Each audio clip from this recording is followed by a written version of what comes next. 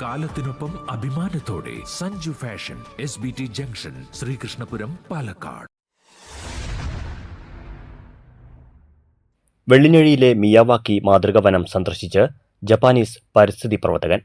വെള്ളിഞ്ഞഴി ഗ്രാമപഞ്ചായത്തിന്റെ നേതൃത്വത്തിൽ സംസ്ഥാന ജൈവ വൈവിധ്യ ബോർഡിന്റെയും പരിസ്ഥിതി സംഘടനയായ അടയ്ക്കാപുത്തൂർ സംസ്കൃതിയുടെയും സഹകരണത്തോടെ 2 വർഷം മുൻപ് കുറ്റാനശ്ശേരിയിൽ ജപ്പാനീസ് സസ്യശാസ്ത്രജ്ഞനും പരിസ്ഥിതി പ്രവർത്തകനുമായ അക്കീര മിയാവാക്കി രൂപപ്പെടുത്തി വിജയിച്ചതും ലോക ശ്രദ്ധയാകർഷിച്ചതുമായ മിയാവാക്കി വനവൽക്കരണത്തിന് വെള്ളിഞ്ഞഴി ഗ്രാമപഞ്ചായത്തിൽ തുടക്കം കുറിച്ചിരുന്നു.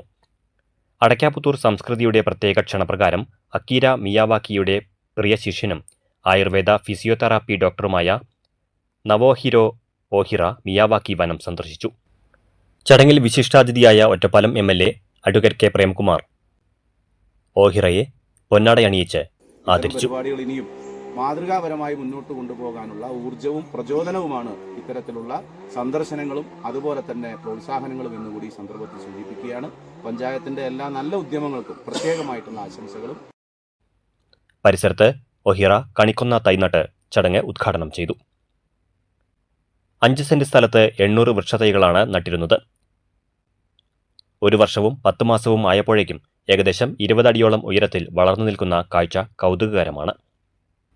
കേരളത്തിൽ ഒരു പഞ്ചായത്ത് ആദ്യമായാണ് ഇത്തരമൊരു പദ്ധതി ആവിഷ്കരിക്കുന്നത്. മിയാവാക്കി വനവൽക്കരണത്തിലൂടെ പ്രകൃതിയുടെ സന്തുലിതാവസ്ഥ നിലനിർത്തുകയും അന്യം നിന്നു പോകുന്ന വൃക്ഷങ്ങളുടെ സംരക്ഷണവുമാണ് ലക്ഷ്യമിടുന്നതെന്ന് സംസ്കൃതി പ്രവർത്തകനും പദ്ധതിയുടെ കോർഡിനേറ്ററുമായ രാജേഷ് അടയ്ക്കാപുത്തൂർ അഭിപ്രായപ്പെട്ടു. തൊഴിലുറപ്പ് പദ്ധതിയുമായി സഹകരിച്ചാണ് ചെടികളുടെ പരിപാലനം. ജപ്പാൻ ഭാഷാ അധ്യാപകനും സംസ്കൃതി പ്രവർത്തകനുമായ ജയദേവൻ കൂടത്തൊടി ഒഹിറയുടെ വാക്കുകൾ തർജ്ജമ ചെയ്തു.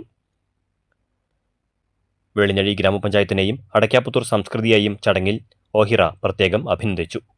ജില്ലാ പഞ്ചായത്ത് അംഗം K. ശ്രീധരൻ മാസ്റ്റർ, വെള്ളിഞ്ഞഴി ഗ്രാമപഞ്ചായത്ത് president K. Jayalakshmi, vice president Parameswaran Namboothiri, ജനപ്രതിനിധികളായ K. Anilkumar, V. Bindu, O. Gopalakrishnan, K. Prema, M. Rajamani, C. Jalaja, secretary Radhakrishnan, Valloor Ramakrishnan, AR Venugopal തുടങ്ങിയവർ സംസാരിച്ചു.